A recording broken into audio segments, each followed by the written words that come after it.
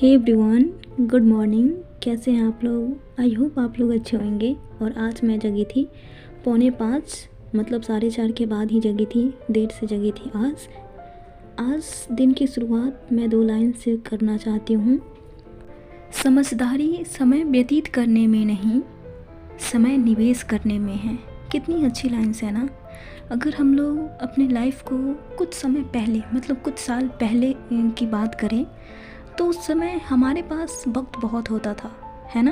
शादी से पहले या कुछ टाइम पहले उस समय हमें मतलब होता है ना, बोला जाता है ना कि समय और समझदारी दोनों साथ साथ नहीं आता। उस समय हमारे पास गाइडेंस नहीं था, मतलब हमें पता नहीं था कि लाइफ में आगे क्या करना है। और जब ये चीज़ समझ आया ना कि हाँ लाइफ में कुछ करना है, तब पता चला कि समय बहुत आगे निकल चुका है। लेकिन फिर भी कोई बात नहीं, समय आगे ज़रूर निकल चुका है, लेकिन अगर हम कोशिश करें ना तो अभी भी बहुत चीज़ कर सकते हैं। अपने समय को इधर उधर व्यतीत करने से अच्छा है ना कि हम अपने समय को निवेश करें अच्छे जगह पे, और उस इन्वेस्टमेंट का हमें बहुत अच्छा रिजल्ट मिलेगा। हमें खुद पे विश्वास करके ना इस समय को बहुत अच्छे से यूटिलाइज़ करना है। ये समय बहुत प्रीसियस है। अगर हम पहले की बात बताएं ना, तो पहले हम लोगों को बोला जाता था कि सुबह जग के पढ़ाई करो, सुबह जग जाओ। मतलब कुछ टाइम बाद 11-12 में तो हम लोग खुद इतने समझदार हो जाते हैं कि पढ़ने लगते हैं। लेकिन जब हम लोग 9-10 में होते हैं, 8 में होते हैं, उस समय हमारे पेरेंट्स बहुत समझाते हैं कि सुबह जग के पढ़ो, मतलब 3-4 बजे का पढ़ाई बहुत अच्छा होता है।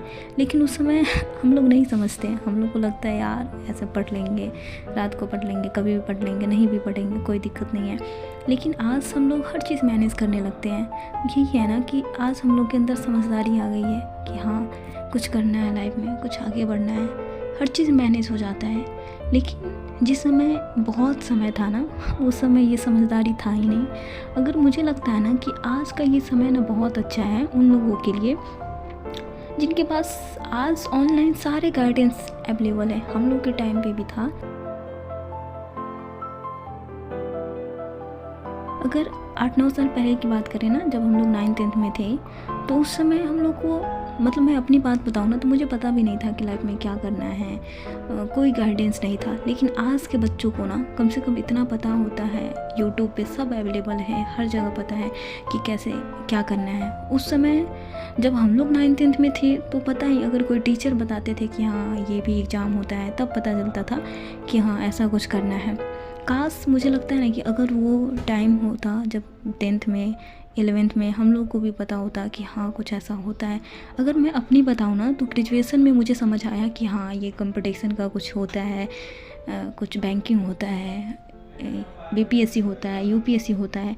और ये सब अगर मुझे पता चला ना, तो ये सब मुझे फ़ोन से ही पता चला। जब मेरे पास फ़ोन आया, उस फ़ोन से मुझे पता चला कि बहुत सारे वीडियो देखी कि हाँ ये एग्ज़ाम होता है, सारे एग्ज़ाम का क्या क्या सिलेबस होता है, हर चीज़ मैं फ़ोन से ही सर्च करके जानी हूँ। बैंकिंग का, एसएससी का, जितने सारे एग्ज़ाम होते हैं, बहुत सारे एग्ज़ाम भी दी हूँ मैं, ठीक है। तो मुझे लगता है कि अगर ये गाइडेंस 11-12 में समझ आ जाता ना, तो अभी तक बहुत अच्छे पोजीशन पे होते, कुछ कर रहे होते। लेकिन कोई बात नहीं, देर से सही समझ तो आया। कम से कम जो है उसके लिए थैंकफुल होना चाहिए। हमारे पास बहुत सारे ऐसे भी लोग हैं जिनको बहुत टाइम बाद समझ आता है। कम से कम हमें थोड़े पहले समय में समझ आ गया, कोई बात नहीं। और अपने लाइफ को लेके ना हमेशा थैंकफुल रहिए। कभी ना ये शिकायत मत कीजिए कि हमारे पास ये नहीं है। मुझे ऐसा लगता है हम लोग बहुत शिकायत करते हैं कि हमारे पास ये सोर्सेस नहीं है, वो सोर्सेस नहीं है।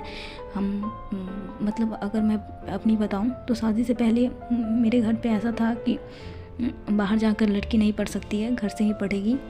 मेरे पापा बहुत अच्छा एजुकेशन दिए घर से ही। मैं कभी भी ना अपने रिसोर्सेज को लेके ये नहीं की कि मुझे, अगर मैं बाहर नहीं जा सकती, पटना दिल्ली नहीं जा सकती, तो मैं नहीं पढ़ूँगी। मैं फ़ोन से बहुत चीज़ सीखी हूँ। फ़ोन से बैच लेकर बैंकिंग का तैयारी की, बहुत सारी चीज़ें अभी भी फ़ोन से ही कर रही हूँ। तो अगर इंसान करना चाहे ना, तो आज रिसोर्सेज बहुत सारे हैं और कहीं से भी स्टार्ट किया जा सकता है। बहाना तो बनाना ही नहीं चाहिए। क्योंकि अगर मान लीजिए आज से अगले जनरेशन, जो अगली पीढ़ी आएगी, वो हमसे ये सवाल करेगी कि आपने क्या किया लाइफ में, तो हम ये तो नहीं बोल सकते हैं ना कि हमारे पास सोर्सेज नहीं था, समय नहीं था, क्योंकि वो सब समझेगा। वो जो हमारे आगे वाली जनरेशन आएंगे ना, उन्हें सब पता है कि क्या सोर्सेज है नहीं है। इसीलिए मैं ये बोलूँगी ना कि इस टाइम को ना यूटिलाइज़ कीजिए। कम से कम ये रिग्रेट ना होना कि हम कुछ किए नहीं। सफलता असफलता, सफल होंगे नहीं होंगे, ये समय की बात है। अपनी तरफ से ना कोई अफसोस नहीं हो।